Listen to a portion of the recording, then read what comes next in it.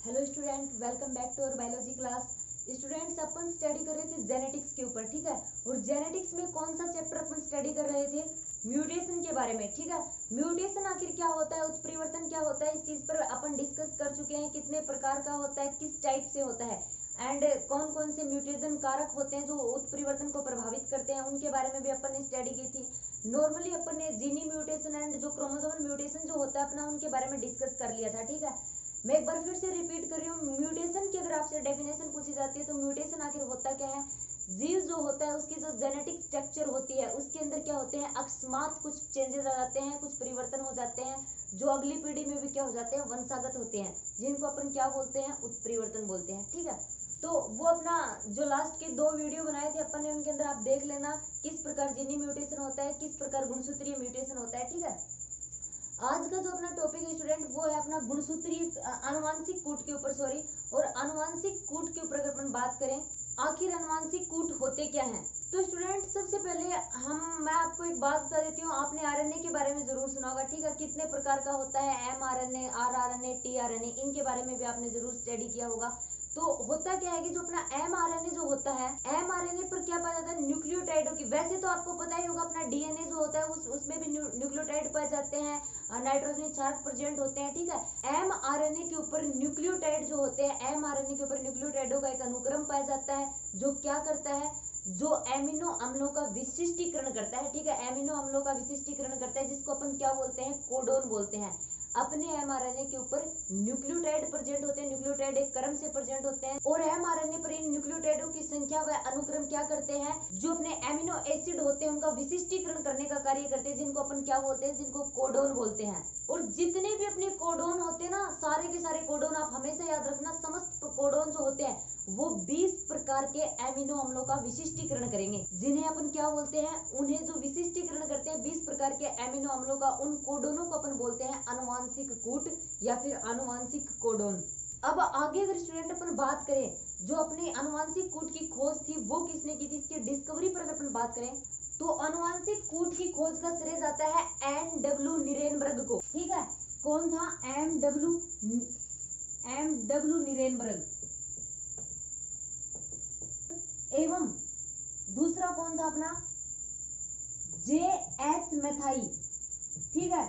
N.W. Nirenberg एवं J.H. मेथाई को किसका श्रेय जाता है? इन दोनों को ही अपने आनुवांशिक कूट की खोज का श्रेय जाता है, जिसके लिए इनको 1968 में क्या किया गया था, सम्मानित भी किया गया था। ओके, ये तो हो गई इनकी डिस्कवरी के ऊपर बात। अब अपने जो ये कोड के जो अक्षर होते हैं, इन कोड के अक्षरों को अपन किसके द्वारा प्रदर्शित करते हैं, आरएनए के द्वारा प्रदर्शित करते हैं। अगर कूट के प्रकार के ऊपर अपन बात करें तो अपना जो mRNA होता है उसमें 4 प्रकार के अक्षर अवेलेबल होते हैं। कौन कौन से? आरएनए के अंदर क्या क्या प्रेजेंट होता है, कौन कौन से नाइट्रोजन क्षार प्रेजेंट होते हैं, ये बात तो स्टूडेंट को पता होगी। एडेनिन, साइटोसिन, यूरेसिल, ग्वानिन, यही तो प्रेजेंट होते हैं। थाइमिन जो होता है वो अपना डीएनए में प्रेजेंट होता है, आरएनए में प्रेजेंट नहीं होता है। इसलिए जितने भी आनुवांशिक कोडोन जो है ना, यहाँ पे आपको इनके अंदर थाइमिन कहीं भी नजर नहीं आएगा, आपको उसकी जगह पे क्या नजर आएगा, यूरेसिल, ठीक है। तो इसके अंदर क्या होते हैं, अपने adenine, uracil, guanine and cytosine होते हैं। और अपने जो ये अक्षर होते हैं, ये अपने जो नाइट्रोजन क्षार होते हैं, यही क्या करते हैं, यही पॉलीपेप्टाइड जो श्रृंखलाएं होती है ना, उन पॉलीपेप्टाइड श्रृंखलाओं में एमिनो अम्लों को बांधने का कार्य करते हैं। और इन अक्षरों का जो ये विशिष्ट संयोजन होता है ना, ये विशिष्ट संयोजन ही फिर क्या कहलाता है, ये विशिष्ट संयोजन ही कोडोन कहलाता है। इतना सब कुछ हार्ड भी नहीं है। आनुवांशिक कूट आप लास्ट ईयर पूरा का पूरा पढ़ के आए हो। ये पूरा का पूरा क्या है, आनुवांशिक कूट। आपने ये पढ़ा होगा कि स्टॉप कोडोन कौन से होते हैं, आरंभन कोडोन कौन से होते हैं, किस प्रकार से इनका फॉर्मेशन होता है, कौन से 20 एमिनो अम्लों को क्या करते हैं, स्पेसिफिकेशन करते हैं उनका, मतलब कौन से 20 एमिनो अम्लों का विशिष्टीकरण करते हैं, ये भी इनके साथ में लिख रखा है, किस प्रकार से बनते हैं ये। अब स्टूडेंट, अगर अपने आनुवांशिक कूट की विशेषताओं की अगर बात करें, अपने आनुवांशिक कोड जो होते हैं वो हमेशा त्रिक कोड के रूप में रहते हैं, ट्रिपलेट अवस्था में पाए जाते हैं, ठीक है। अपने कोडोन जो होते हैं, ये आनुवांशिक कूट जो होते हैं, ये त्रिक कोड अवस्था में पाए जाते हैं। अब ये त्रिक कोड अवस्था में क्यों पाए जाते हैं? अगर सोचने वाली बात यह है कि ये द्विकोड या फिर एकल कोड में क्यों नहीं पाए जाते, इसका विशेष रीजन होता है क्योंकि द्विकोड या फिर एकल कोड में अपने जो ये अनुवांशिक कूट होते हैं ये 20 एमिनो अम्लों का संश्लेषण करने के लिए पर्याप्त नहीं होते, जबकि हम पहले ही डिस्कस कर चुके हैं जितने भी अपने अनुवांशिक कूट होते हैं, जितने भी अपने अनुवांशिक कोडोन होते हैं, ये क्या करते हैं, ये 20 प्रकार के स्पेसिफिक एमिनो अम्लों का विशिष्टीकरण करते हैं, स्पेसिफिकेशन करते हैं। अगर यहाँ पर ट्रिपलेट अवस्था नहीं पाई जाएगी, डुप्लेट या फिर सिंगल अवस्था पाई जाएगी, तो फिर उस अवस्था में ये क्या नहीं कर सकते, 20 एमिनो अम्लों का संश्लेषण नहीं कर सकते। यही रीजन होता है कि त्रिक कोड अवस्था में पाए जाते हैं। और 3 अक्षरों से निर्मित जो कोड होता है उसी को अपन क्या बोलते हैं, त्रिक कोड बोलते हैं। दिखाई दे रहे होंगे सारे के सारे टोटल कितने हैं, 3 कोड इनके अंदर प्रेजेंट है, इसीलिए इनको क्या बोला गया है, त्रिक कोड बोला गया है। अब देखिए त्रिक कोड ही मतलब उतनी नॉर्मल अपने पास क्या होती है, संख्या होती है जिससे 20 एमिनो अम्लों का संश्लेषण कर दिया जाता है। अगर अपन 3 से कम भी होते हैं तो अपना 20 पर्याप्त, जो अपने 20 एमिनो अम्ल है उनका विशिष्टीकरण करने के लिए वो पर्याप्त नहीं होंगे। अगर 4 अपन ले ले, 3 की जगह पर अगर 4 अक्षरों का अपन लेते हैं तो वो अपने आवश्यकता से ज्यादा हो जाएंगे। अगर 4 लेते हैं ना तो टोटल अपने पास अप्रोक्सीमेटली 256 के लगभग ये कूट प्राप्त होते हैं, जो आवश्यकता से बहुत ज्यादा हो जाते हैं। ठीक है, अब एक कोड, 2 कोड और त्रिक कोड का मतलब आप स्टूडेंट समझ रहे होंगे। अपना ये यूरेसिल है, ये यूरेसिल क्या है, अपना एक कोडोन है। ठीक है, अब ये यूरेसिल के साथ अपना एडेनिन भी है, ये 2 है तो ये अपना द्विकोड हो गया। अब यूरेसिल के साथ यही अपना एडेनिन, जो यूरेसिल, एडेनिन और एडेनिन ये 3 है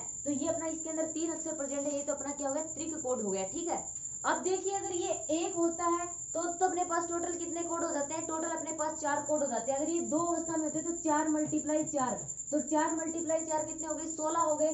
तो 16 जो अपने अनुवांशिक कूट होते हैं वो 20 प्रकार के अमीनो अम्लों का संश्लेषण नहीं कर सकते, आवश्यकता से कम हो गए।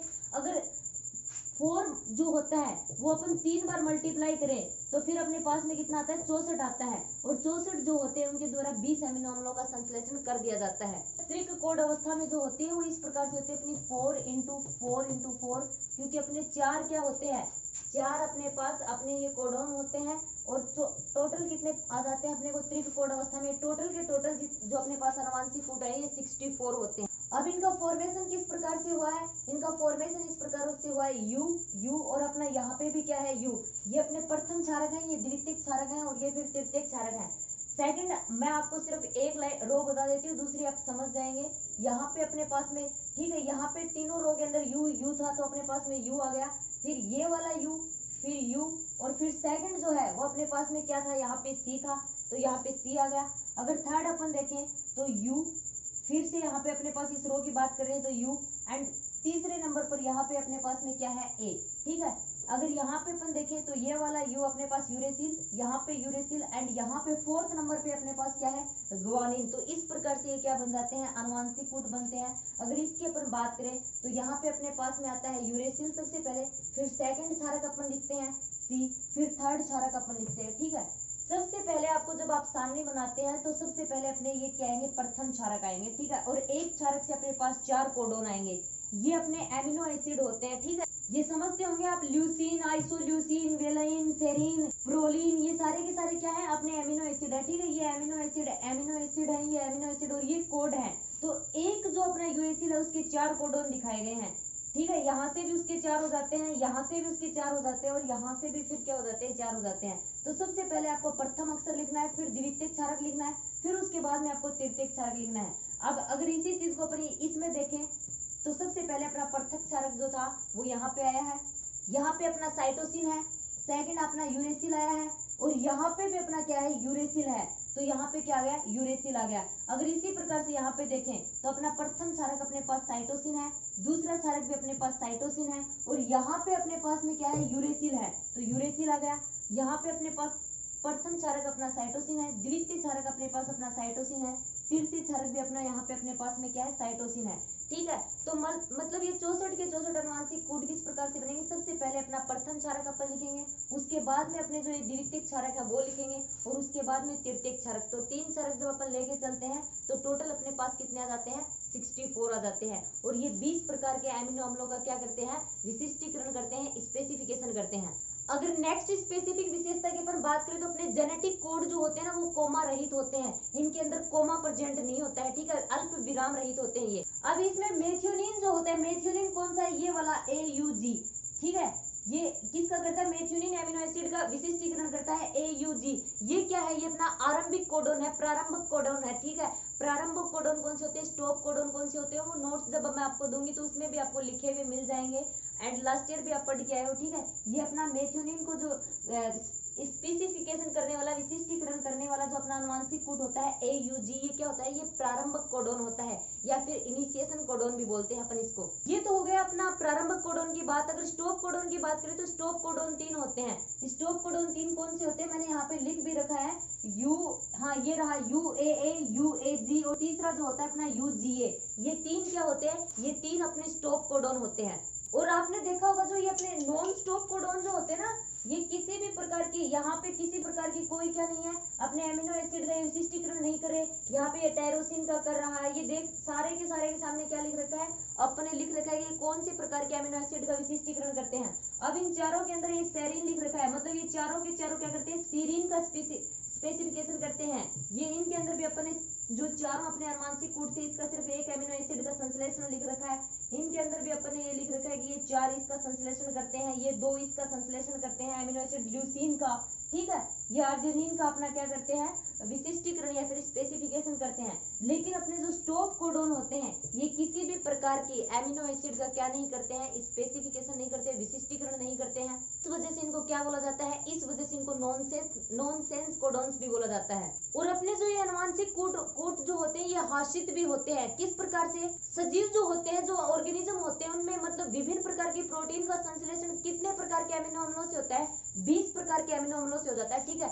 जो ऑर्गेनिज्म जो सजीव होते हैं उसमें विभिन्न प्रकार के जो प्रोटीन होती है, उन प्रोटीन के संश्लेषण के लिए 20 प्रकार के अमीनो अम्लों की रिक्वायरमेंट होती है। अनुवांशिक कूट के अपहासित होने का अर्थ ये होता है, एक विशेष त्रिक कूट में, जो अपना एक विशेष त्रिक कूट होता है, इस विशेष त्रिक कूट में एक एमिनो अम्ल के स्पेसिफिकेशन के लिए एक से अधिक कोडोनों की आवश्यकता होती है। हो रही है ना, ये अपने 4 कोडोन यहाँ पे आपको दिखाई दे रहे होंगे, ठीक है। अपहासित होने का मतलब ये होता है कि अपना जो एक विशेष त्रिक कूट होता है उसमें एक एमिनो अम्ल के लिए एक से अधिक प्रकार के एक एमिनो अम्ल जो होता है उसके स्पेसिफिकेशन के लिए एक से अधिक प्रकार के आनुवांशिक कूटों का प्रयोग किया जाता है। 20 में से 18 कोडोन जो होते हैं ना, 20 में से 18 कोडोन एक से अधिक कोडोनों के लिए कोड किए जाते हैं।